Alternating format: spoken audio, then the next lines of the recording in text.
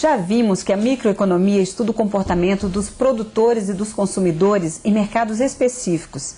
Mas como analisamos a economia do país como um todo? Como podemos delinear uma política econômica para combater, por exemplo, inflação ou desemprego? Esse é o objetivo da macroeconomia, que estuda as relações entre os grandes agregados: a renda nacional, o nível de emprego, o nível dos preços, o consumo, a poupança, as exportações e os investimentos totais. A mais conhecida dessas agregações é o produto agregado, também chamado de Produto Interno Bruto, PIB. Ele nada mais é do que o somatório de todos os bens produzidos pela economia. Já o preço do produto agregado é uma média de todos os preços produzidos. A isso dá-se o nome de nível geral dos preços. De forma semelhante, a macroeconomia também vê o mercado de trabalho como a agregação de todos os tipos de trabalho existentes. Como resultado, temos outras duas variáveis macroeconômicas: a taxa salarial e o nível de emprego.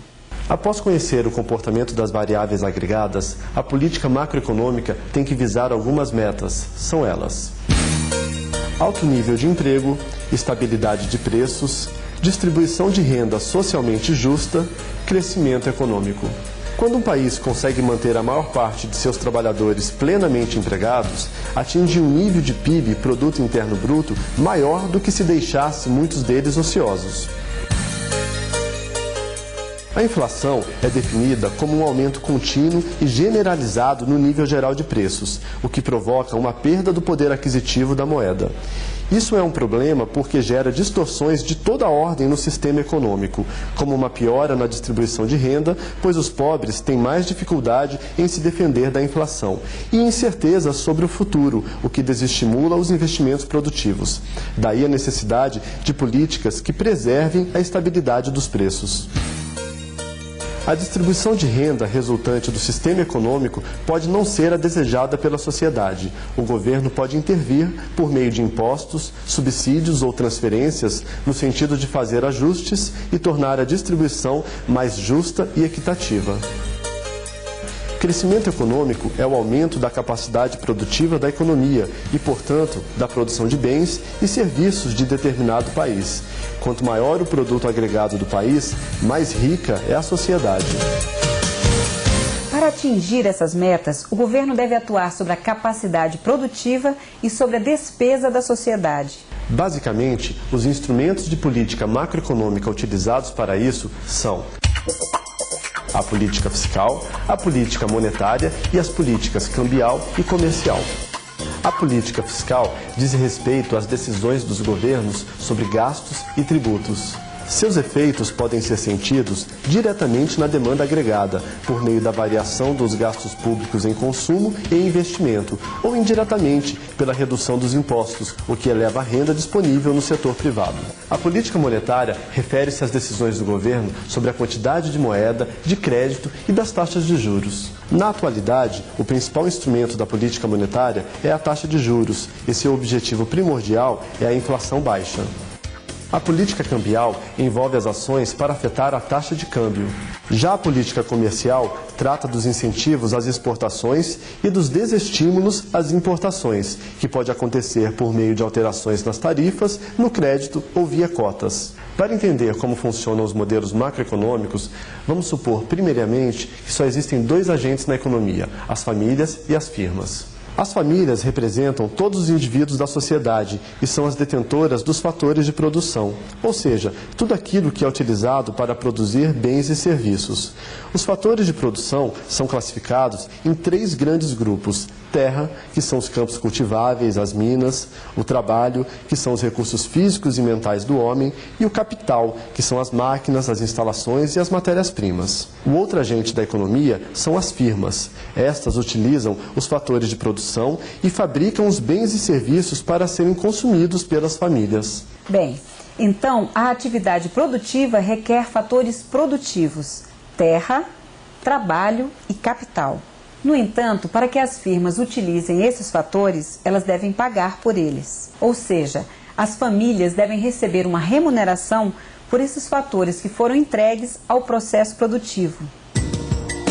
As remunerações pelos fatores de produção são salários, remuneração do fator trabalho, juros, remuneração do capital monetário, lucros, remuneração do risco incorrido pelo empresário e aluguéis, remuneração do capital físico. Essas remunerações constituem a renda das famílias. As firmas utilizam os fatores produtivos adquiridos e produzem bens e serviços. A soma de todos os bens e serviços finais produzidos na economia durante determinado período de tempo é o produto agregado.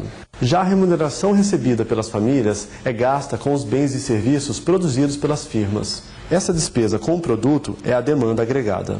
O dinheiro que as firmas recebem pela venda dos bens e serviços produzidos serve para pagar os fatores de produção oferecidos pelas famílias. E aí voltamos ao ponto inicial.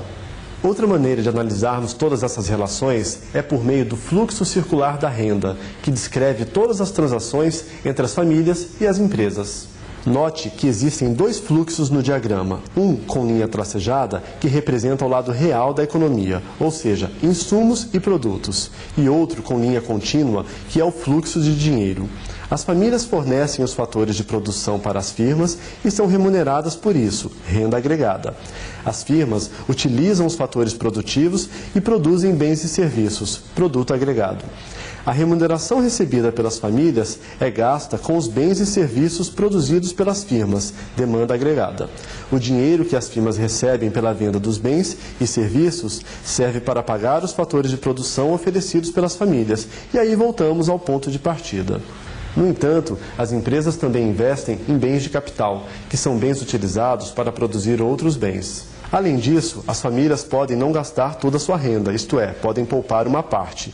Temos ainda o governo, que arrecada e faz despesas. Por fim, existem as compras e vendas no exterior. Essas operações se configuram em vazamentos e injeções à atividade produtiva. Os vazamentos consistem na poupança, nos impostos e nas importações.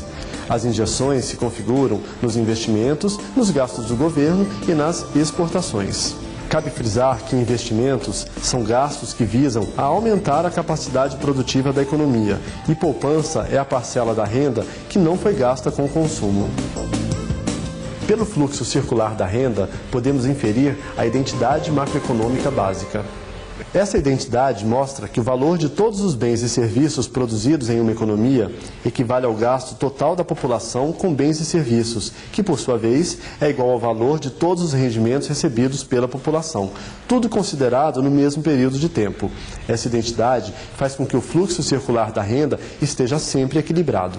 A demanda agregada global é equivalente à soma do consumo agregado, C, do investimento agregado da economia, I, do total dos gastos governamentais, G, e das exportações, X, que entram na conta por serem uma parte de nossa produção que é consumida por agentes no exterior.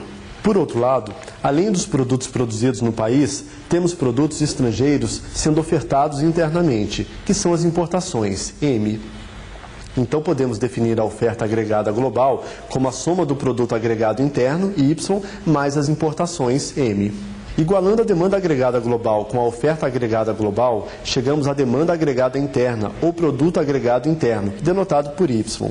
Essa, provavelmente, é a principal expressão existente na literatura macroeconômica.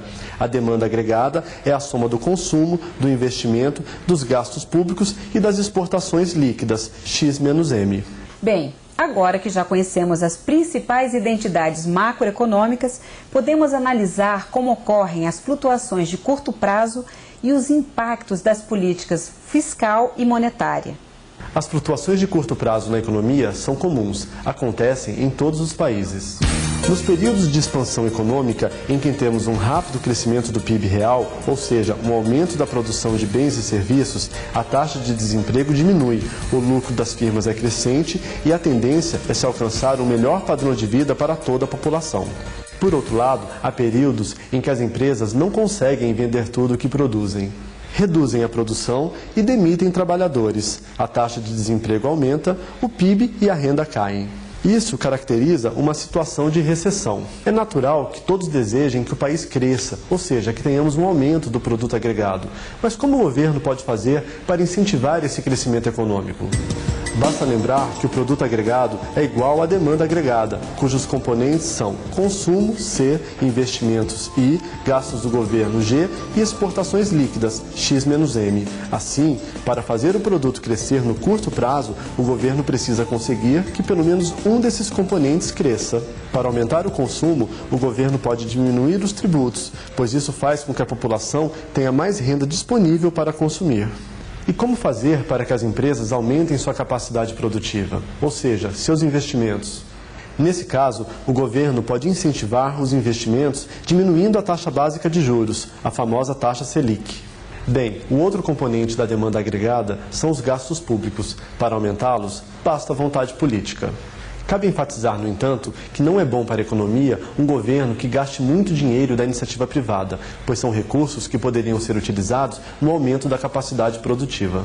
Também não é saudável um governo que faça muitas dívidas, pois isso aumenta as taxas de juros, o que inibe os investimentos. Vamos explicar melhor essa dinâmica no próximo vídeo, quando falaremos do setor externo.